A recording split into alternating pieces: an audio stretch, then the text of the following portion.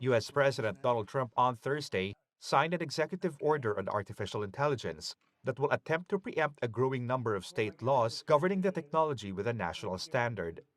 He said such laws could undermine U.S. efforts to maintain tech dominance over China. It's a big part of the economy. And there's only going to be, I think, one winner here. I don't know if anybody agrees with that. I think most people agree. But there's only going to be one winner here, and that's probably going to be the U.S. or China. And right now we're winning by a lot. Critics, however, warn that unchecked AI development could put Americans at risk. Major AI players like OpenAI, Google, and Meta have said the federal government, not states, should regulate the industry. We have the big investment coming. But if they had to get 50 different approvals from 50 different states, you can forget it because it's not possible to do, especially if you have some hostile. All you need is one hostile actor and you wouldn't be able to do it. Yet state leaders from both major political parties have said they need the power to put guardrails around AI, particularly as Congress has consistently failed to pass laws governing the tech industry. Just last month, New York became the first to enact a law requiring online retailers that employ so-called surveillance pricing to disclose their use of algorithms and customers' personal data. Florida Governor Ron DeSantis, a Republican, has proposed an AI Bill of Rights that includes data privacy, parental controls, and consumer protections. California Governor Gavin Newsom, whose state is home to several major AI companies, signed off on a bill this year requiring major developers to explain plans to mitigate potential catastrophic risks. However, Trump said Thursday he could withhold federal broadband funding from states whose laws are seen to hold back U.S. dominance of the new technology. Check it. Trump is about to sign an executive order on a national AI rule, essentially setting one standard for all the states on AI instead of letting them do it individually. Because as we can see, a lot of these deep states are still corrupt, and they've been using AI to their advantage this whole time, while they're gaslighting Trump, making it seem as though they're allowing China to catch up to us in AI, just to get everyone emotionally charged and not think logically.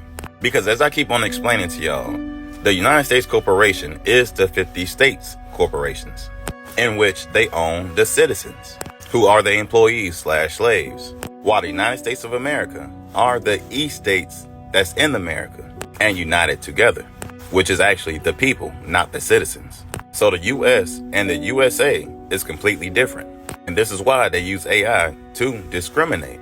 For instance, jobs. If we place ourselves on a job application, they'll ask us for our race and literally base it off of our race, not our experience. We'll automatically not even be able to get the job or automatically lowball. Then we have opportunities, let's just say such as loans. We put our race down. Don't know why it always gotta ask for your race, but that's for a reason because they're using AI to weed you out. Now we automatically in the bracket of a 30-35% interest rate to start off with. Bills. For instance, I used to stay in a wealthy area, right? In a nice big house. Then boom, I end up moving back to a lower income neighborhood. Tell me why my insurance literally went up over 125%, over double, just because I moved into a lower income neighborhood. But if I'm making less money, why do I have to pay more for bills? They also use it for data, essentially leading to them controlling our minds. Because they have technology that can read our thoughts, and that obviously needs to be regulated. You can have one thought in your head, next thing you notice, you got an ad right there in your face. You might think about starting a family or just building something, and then all of a sudden, the complete opposite, the destruction of what you want to build just pops up right there on your phone. You see, AI can be a good thing, but also it could be a bad thing, and we see whoever's in power is controlling which way that goes. Like they had me shadow banned for so long because they don't want y'all thinking like I think, logically. So yeah, AI do need to be regulated by these states because they're trying to get over on the people who are the Black Americans, the indigenous people of the Americas, the United States of America. Anyways, I hope y'all picked up what I put down. Y'all know how I keep it. Y'all be guys. Hey. The most interesting thing in tech, last night, the Trump administration passed an executive order, or issued an executive order, that attempts to neuter and push back on all or most state AI regulation.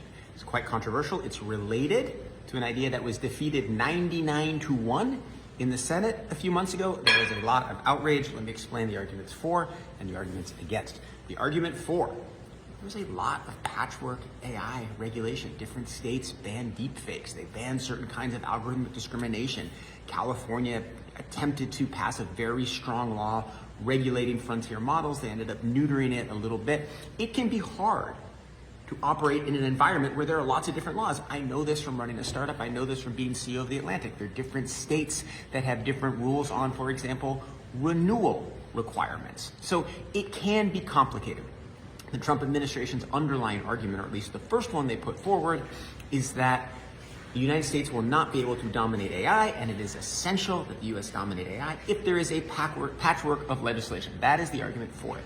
The argument against: well, wait, how is this legal? How is it that the federal government can just wipe away state laws? We're a federalist country. Now, the executive order doesn't, of course, wipe away laws. It says there will ultimately be a large regulatory framework. The White House will work with Congress on that. That's the way it's supposed to work. And Congress is supposed to pass national laws.